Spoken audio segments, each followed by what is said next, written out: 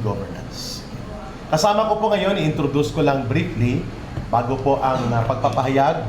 On my right ay ang galing sa grupo ng mga retired uniformed military officers and police officers. Sila po'y naglingkod sa kapulisan, sa hanay ng security sector. Pinapangunahan po ni retired General Daus. And then si former Captain, Navy Captain Ray Valeros, si Colonel Opriasa, and si Lieutenant Tadiwa. And of course, ang aming tagapangulo po ng 25 strong coalition members and alliance network of Kampilan. 25 organisasyon po ito na aktibo, pinamumunuan ni dating political advisor to the President, Pangulong Duterte, Attorney Jing Paras. Nandyan po siya. Si Attorney Maniluna is a crusader lawyer against graft and corruption, and he is part of the advocacy for reform and good governance na nakakahalubilo namin sa Kampilan. At the same time, Save Sara, NCR. Ay, oo, para sa Metro Manila, Save Sara. Okay? And then si Brother Hems, siya po ay isa sa main organizer, mobilizer ng riding community in the country. Yung mga riders at lahat po na nabubuhay sa motorbike. Si Hems ay Duterte Riders Support Team, Duterte Riders Team, and Duterte Group of Rider Philippines. Malaki po ito na community. At kami naman po ay network mainly ng urban poor communities sa Metro Manila and key cities. Inday Cares. Inday Cares, kasama po natin sa parallel ang non-government organization na Inday Cares. They care and they cannot less care. So therefore they are here. They always care. They always care. Yeah, always care. So ito po, una, number one, malala na po at malalim ang problema ng ating bansa. Paulit-ulit po ang mga paglubha ng kahirapan, kaguluhan sa politika, at ang tinatamaan po taong bayan, mga mamamayan. Democratic institutions are being destroyed systematically, never seen before since after the martial law sa tatay ni Bongbong Marcos Jr. And so therefore, kumilos ang taong bayan. Thank you, Karen. Pero sa pagkilos na ito ng taong bayan, mga kababayan, nakita po natin na isang malaking kakulangan na nanawagan tayo ng pananagutan at ng paniningil ng taong bayan sa 1.9 trillion pesos na pandarambong sa mga ghost or mga substandard flood control projects. Nanawagan tayo sa pag-abuso at pagwaldas, pagkurakot sa pundo ng bayan, and yet, dinidedma tayo ni Marcos Jr. I'm talking about yung tayo, yung mamamayang Pilipino. Wala siyang pakialam at bagkus pinalala pa niya ang krisis politika at pinalala pa niya ang krisis sa ekonomiya. People are in miserable conditions right now, mga kababayan. Kaya po, sa pag-uusap na ito, maraming salamat sa inyong pagdalo dito. We are bringing out the message. Ang taong bayan na naninindigan ay kailangang pagkaisahin. Kailangang may mamuno upang ito ay mabuo bilang isang malakas na puwersa sa pagsusulong ng mapayapang pagbabago. But hindi magaganap ang pagbabago kung walang mamumuno, kung walang direksyon, at kung kalat-kalat ang mga inisyatiba at mga pagkilos.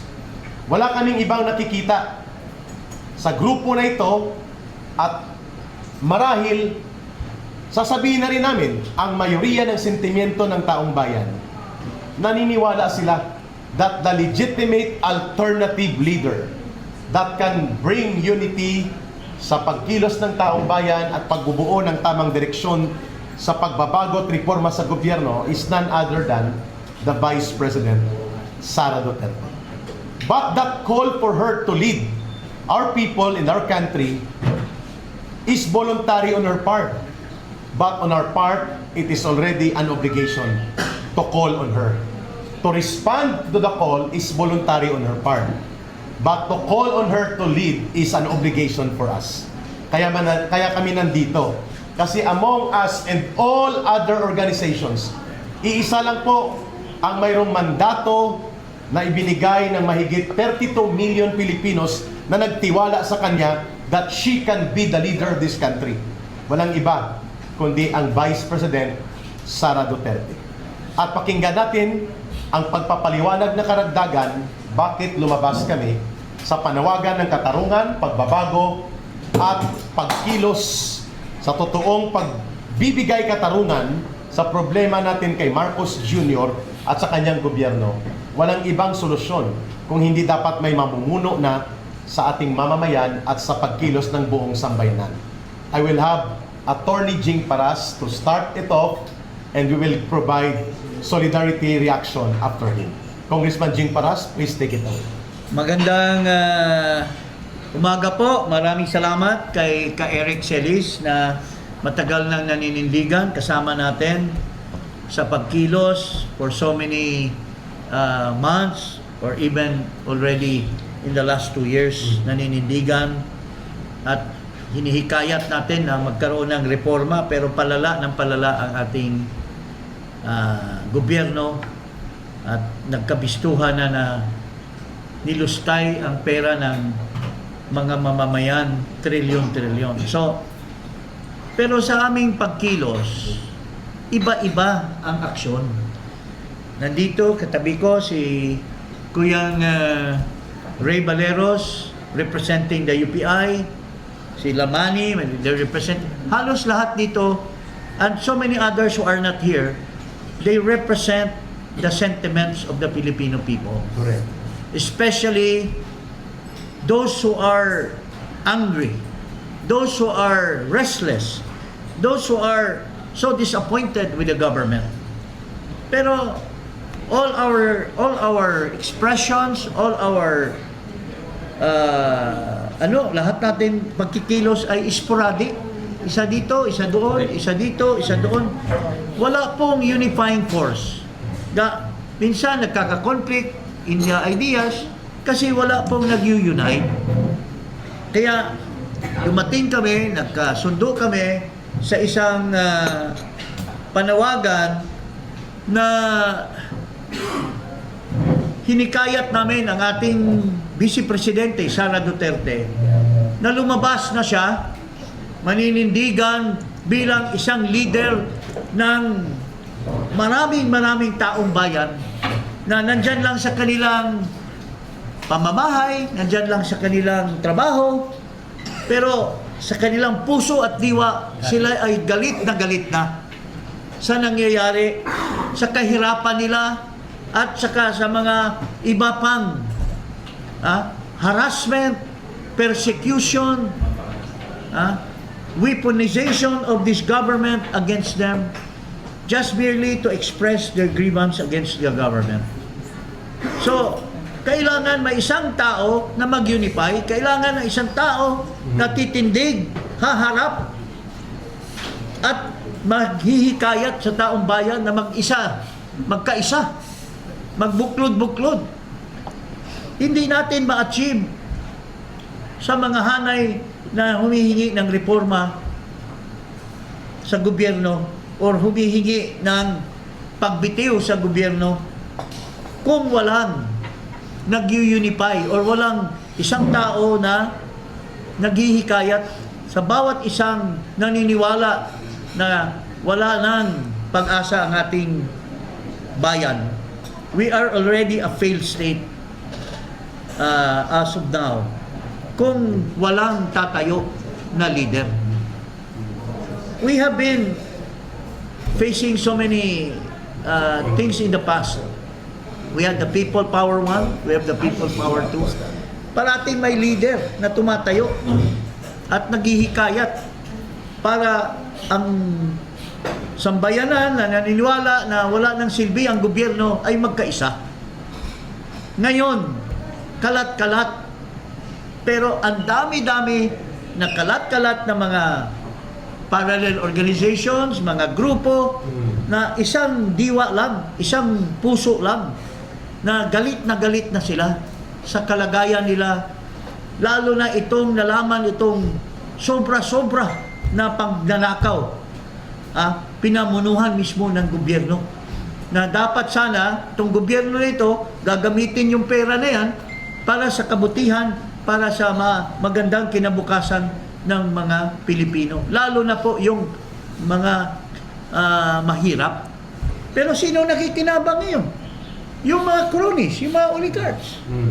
Habang yung mayaman, kontrolado nila lahat ng mga negosyo, pero ang sambayanan ay paurong ng paurong sa kahirapan. So, nangangailangan tayo ng isa. Ang isa lang ang tumatayo na tao na legitimate, hinalal ng 32 million. Kaya, Madam Vice President, Yes. kami lahat dito ay humihikayat sa iyo. Lumabas na po kayo. Yun. Ha?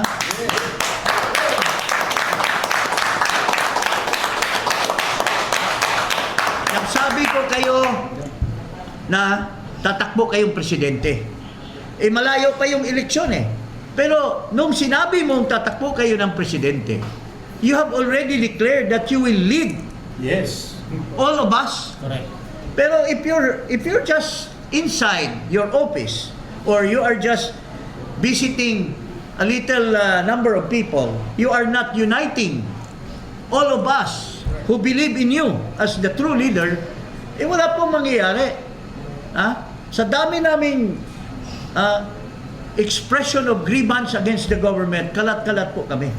Hindi kami magkabuo dahil hindi namin naririnig ikaw lumabas at hinihikayat nyo kami na magkaisa under your leadership, Madam Vice President. Yun, klaro. Yes.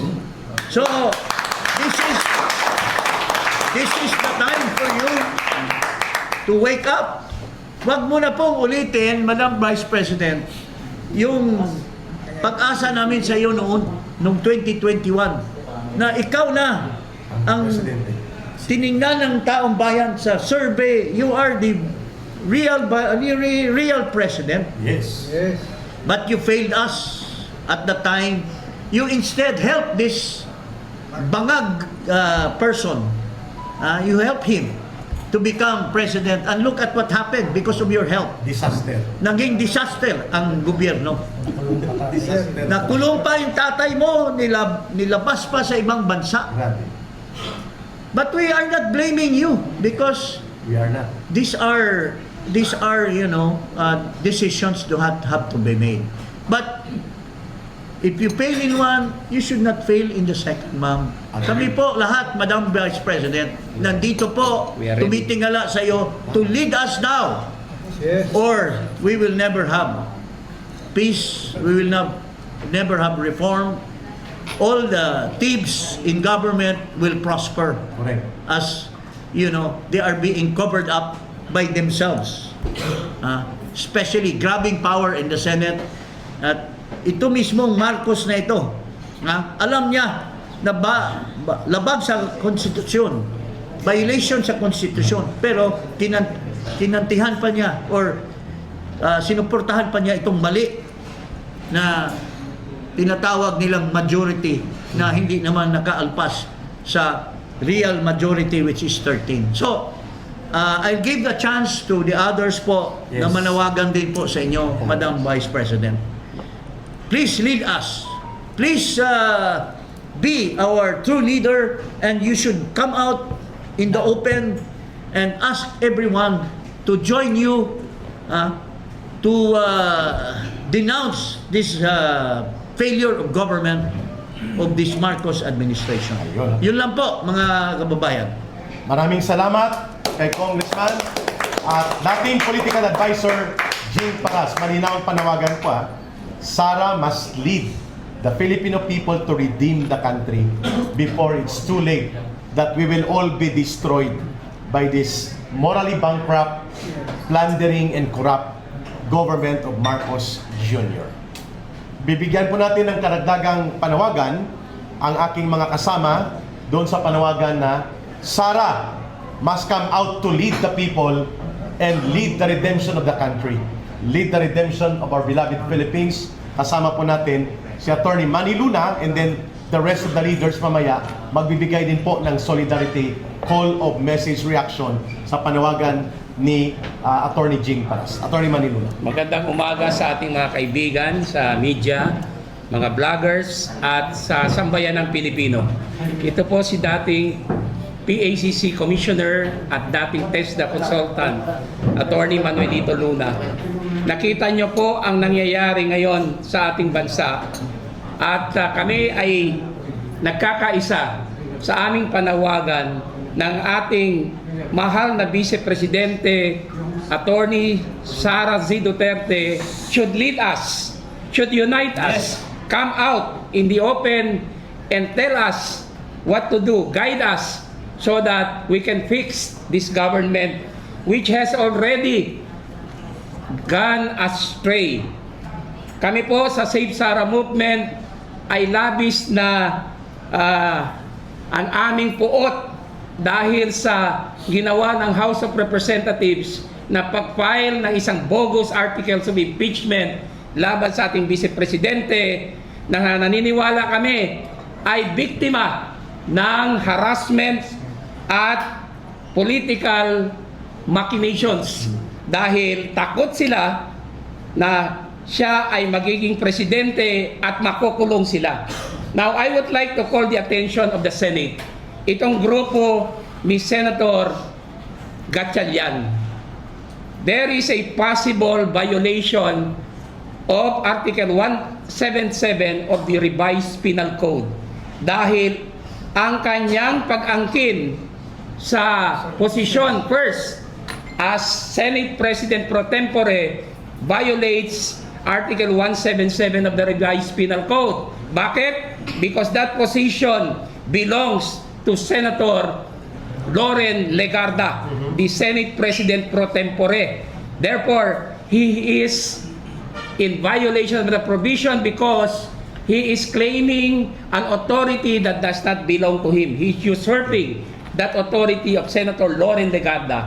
On second point, he is in violation of Article 177 of the Revised Penal Code for exercising the functions of Senate President Alan Peter Cayetano, the Senate President. Duly elected. So dalawang beses niya binayolate ang Articles 177 of the Revised Penal Code. Inangkin niyang posisyon ni Senator Legarda at ginagampanan niya ang functions ni Senate President Alan Peter Cayetano. Another, there may be disorderly conduct on his part. Why? Because he knows that he is in violation of the law and yet he persists in his violation. Continuous. Yun po ang aking point dyan. That's why, as a citizen, we might file the necessary charges against Senator Gatchalian for this. Wala akong pakialam kay Senator Erwin Tulfo. He is a nobody.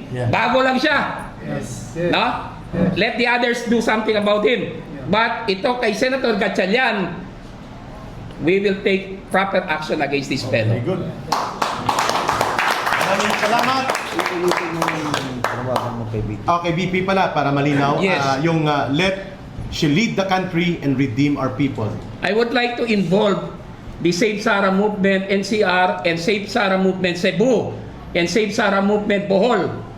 Together with Attorney Salvador Diputado, Attorney Manuelito Luna and the rest, we are calling on our Honorable Vice President Sara C. Duterte to lead us, to instruct us, to guide us, to come out in the open Enjoying the people. and fix our country. Masyado na po, Madam Vice President, sinisira ng gobyernong ito ang ating Ayun. pamahalaan. Very good. Maraming salamat, Attorney Manny Luna. Malinaw ang panawagan at ito po'y tuloy-tuloy na at ito na ang aming, sabi ko kanina, obligasyon. She may not respond immediately and she may know it voluntarily only on her part, but on our part, it's our obligation to recognize a leader at siyang kinikilala naming mamumuno. Let's call on retired General Warlito Daos for his brief solidarity call and then to be followed by Brother retired Captain Ray Baleros and Brother Hennes. Go ahead, General Dax. From the retirees group. Sa inyong lahat, kasama ko po ang aking, nire-represent ko ang MUP, Men in Uniform Parak. Nasabi ko na, noong pong 2 months ago, naiano ko kay Congressman Paras, kasi na-observe ko po na nakakawatak-watak po ang mga Parak group. Kasi hindi lang isang samahan ng organisasyon ko. SFGF, Bang Pilipinas, yung Parak, Inday Care, tapos yung iba, nahikayat ako inaano ko po, nagkakaiba ang nila, ang interest nila. Nag-vlog pa nga po ako noon 2 months ago. Hinahanap ko kanina, kaso na-erase na pala yung vlog ko. Na kino-call out ko si Vice President Sara Duterte. Na tinanong ko sa sarili ko, inano ko po yung wordings ni Senator Benigno Aquino. Am I worth dying for? Kasi lumalabas po ako, tinataya po namin ang buhay namin dito. Lalo kaming mga retired. Tama. Tapos, inano ko rin po doon sa vlog ko. I'm not, Filipino for nothing. Ang inano ko. I'm calling out, dapat lumabas ka, Presidente, Vice President. I-lead mo po dahil nagkakawatak-watak na kami. That is 2 months ago. Ngayon, nandito na po. Ang formal na panawagan. Okay.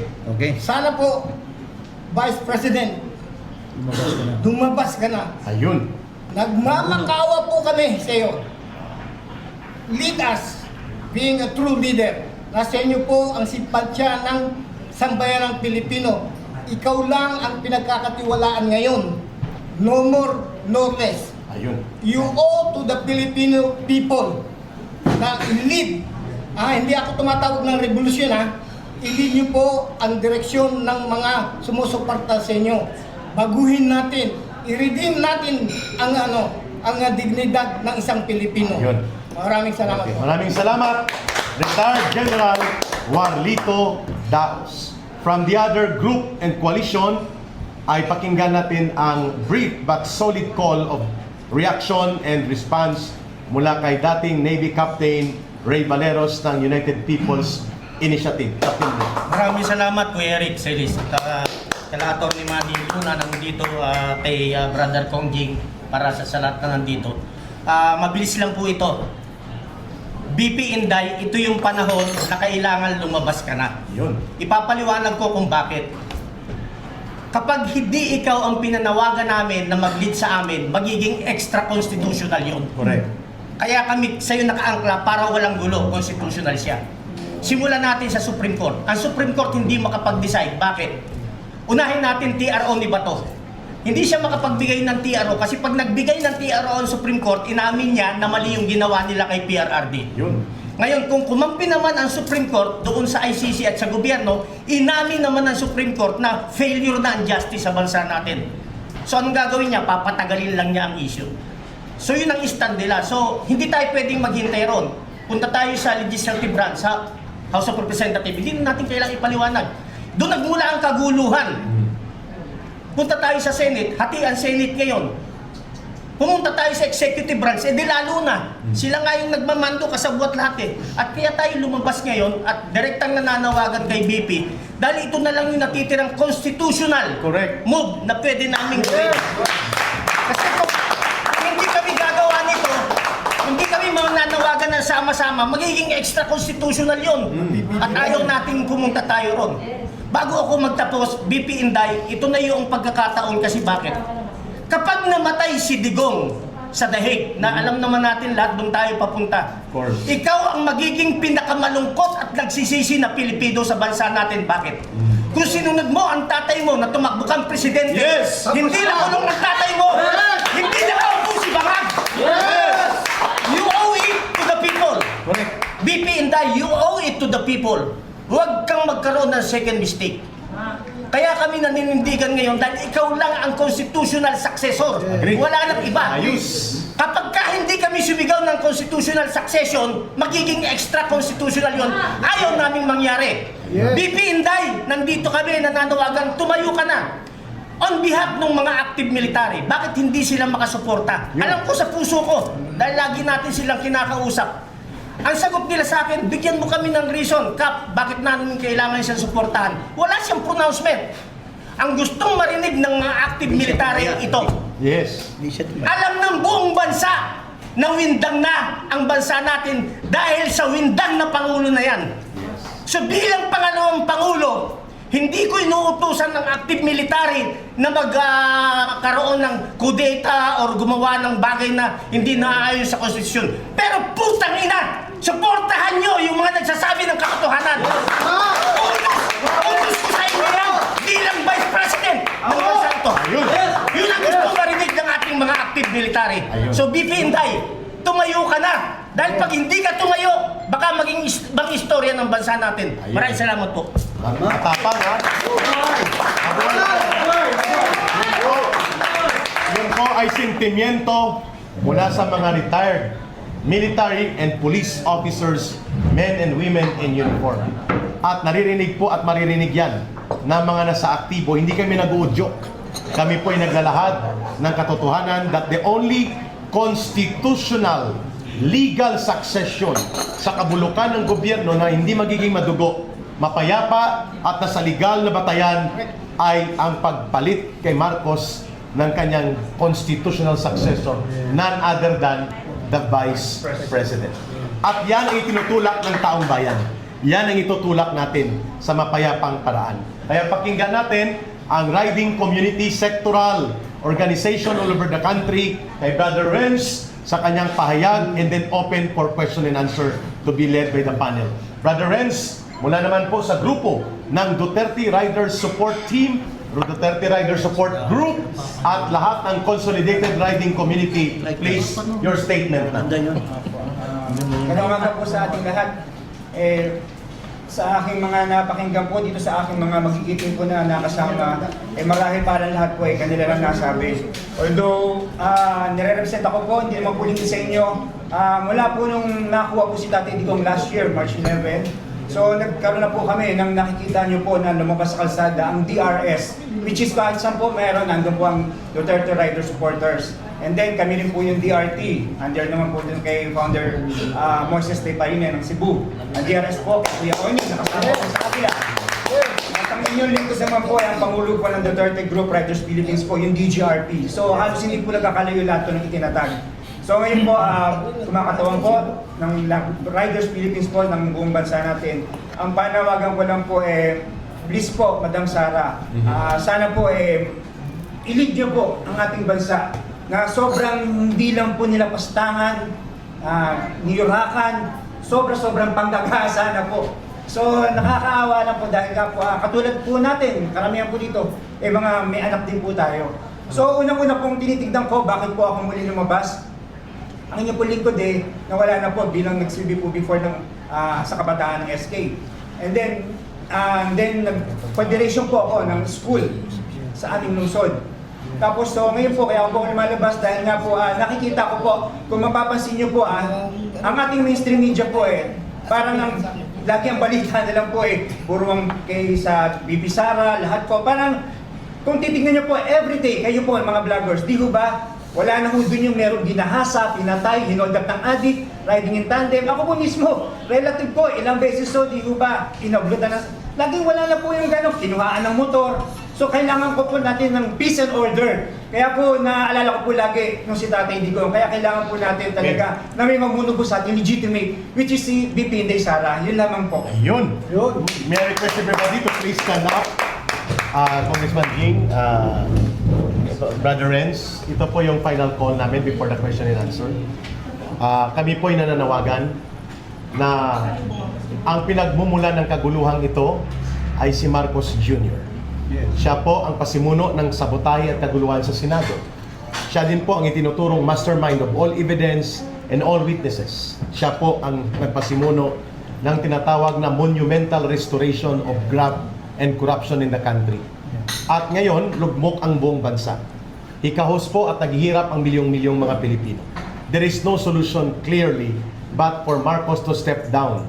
At kung hindi po siya magre-resign, hindi rin po kami titigil sa mapayapang pagkilos na ito. Tama. And there is only one way to move forward but to call on the Vice President to offer herself to lead the country and the people in a peaceful way, in a peaceful manner, in a peaceful action that will unify all initiatives calling for Marcos to step down and protect the institutions of democracy.